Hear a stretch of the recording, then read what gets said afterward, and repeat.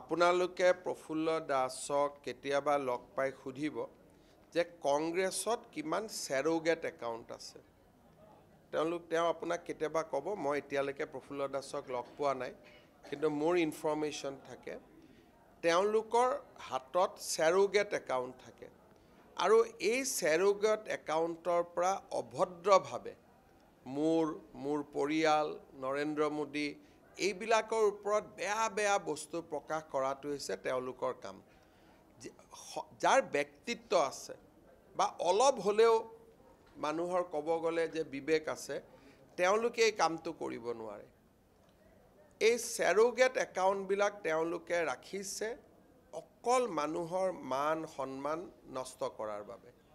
আৰু কেতিয়াবা আপোনালোকে যিজনে ৰিজাইন দি আহিছে, মই কথাও পতা নাই, মই আগতে কংগ্ৰেছত থাকোঁতে তেওঁক জানিছিলোঁ, এইকেইদিন মই কথা পতা নাই।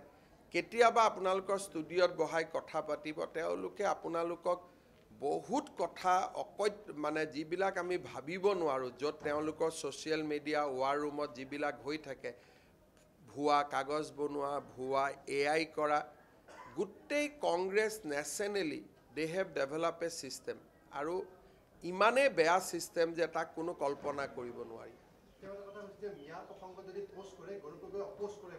মানে চাওক, মই কি কৰে, কি ক'ত অপ'জ কৰে, ক'ত ছাপৰ্ট কৰে, মই সেইবিলাক নাজানো, তেওঁৰ অভিজ্ঞতা থাকিব। কিন্তু মই এইটো কথা জানো যে মেক্সিমাম কংগ্ৰেছৰ মিয়া সদস্যই হিন্দুৰ নামত একোটা একাউণ্ট বনাই লৈছে। মই যোৱাবাৰো আপুনি কৈছোঁ সোণৰ খাৰু নেলাগে মোক, এনেকুৱা কিছুমান অসমীয়া শব্দৰে তেওঁলোকে ছ'চিয়েল মিডিয়াত বহুত একাউণ্ট বনাই লৈছে। সেই একাউণ্টবিলাকৰ অৰিজিনেল অ'নাৰ হ'ল মিয়া মুছলমান আৰু চবেই একোটা হিন্দু নামত একাউণ্ট বনাই ৰাখিছে। আৰু অসমত এটা সামাজিক আনৰেষ্ট আনিবৰ কাৰণে ফেচবুকটোক ব্যৱহাৰ কৰে। ইয়াৰ ওপৰত আমাৰ যথেষ্ট নজৰ আছে।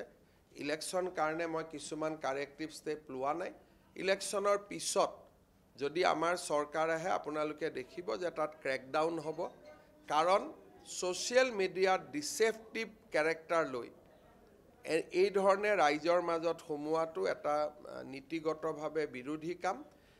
প্ৰফুল্ল দাসে কি কৈছে কি কোৱা নাই তাক মই ভাল কৰি তেওঁৰ লগত মই লগো পোৱা নাই। 9 তাৰিখে তেওঁ বিজেপিত জইন কৰিম বুলি কৈছে।